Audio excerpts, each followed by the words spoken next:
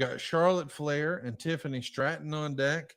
This is going to be a grudge match in addition to a women's match. This may actually have more heat than anything else going into the show, which I got to admit is kind of unique for the women. Not to say that they've been an afterthought at WrestleMania, but usually we can sort of predict it. But I'm seeing a lot of experts split here. Some say it's Tiffany's time to shine and she'll retain. Others say, nope, the money's in the chase and we're crowning Charlotte Flair champion. What would you do and what do you expect that they'll do this weekend with Charlotte and Tiffany? No doubt what I'd do. I'd put the belt on Charlotte. Not a doubt what I'd do. I think she's a terrific heel, and she's got a ton of heat. You listen to people that you're quoting, off the internet stuff. They're mad at her for some reason. For whatever reason is, they're not taking her side in this. Now maybe it's because she's a heel and they're conflating that with her real person of Ashley Flair. Don't know that. Whatever it is, though, it's working. I'm not sure it's supposed to be working or not. I don't know, and I don't really care. I think she's got a ton of freaking heat. I would put the title on Charlotte. Now, what WWE is going to do, I don't know what their long-term plans are. They may have something different for Tiffany planned. They may have something different for Charlotte. A lot of the plan, it depends on where they're going. And Charlotte is such a big star. She doesn't need a title. And so that may factor into the decision of keeping it on Tiffany. But what I would do personally is not a doubt in my mind. I'd put it on Charlotte. I'd put all that heat on her. Some are thinking Tiffany and Charlotte could possibly turn into a shoot. Eric, what do you think? Will we see any live rounds thrown in this Charlotte Flair Tiffany match? I have no idea, but I love the fact that it's a discussion point. And I hope a lot of people feel that way or have that thought because it just means you're interested.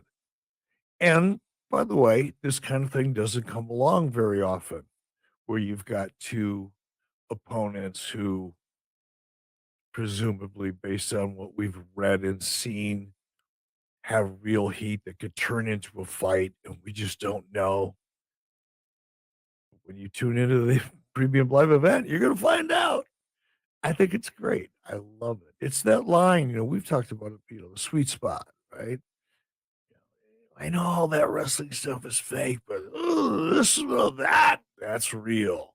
That's like, that's hitting the home run.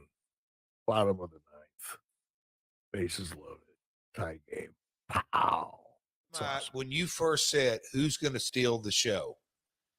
I've got a suspicious thought. There's your show stealer. There's been all that chatter to go around it. They heated it back up, kind of got the chess pieces, if you will, because we talked about that. Was that just last week? Yeah.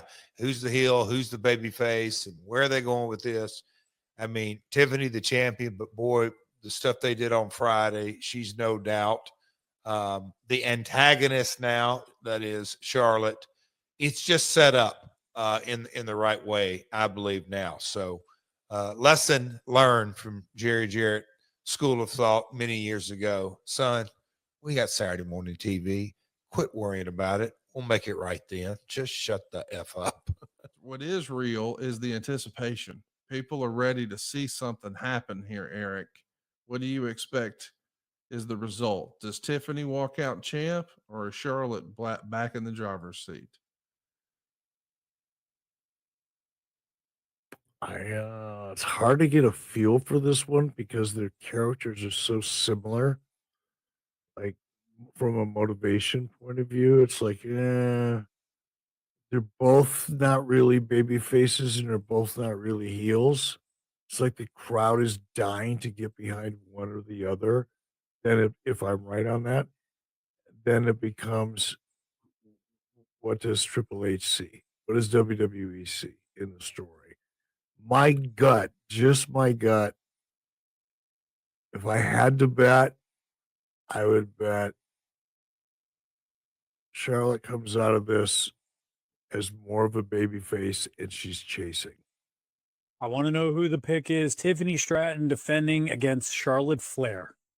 You know what? I'm an underdog fan today. Even though I love Charlotte Flair and I love her family, I've gone up and down the road with Daddy Rick so many times, and was good friends with his entire family and several of his wives. So we're friends with my wives.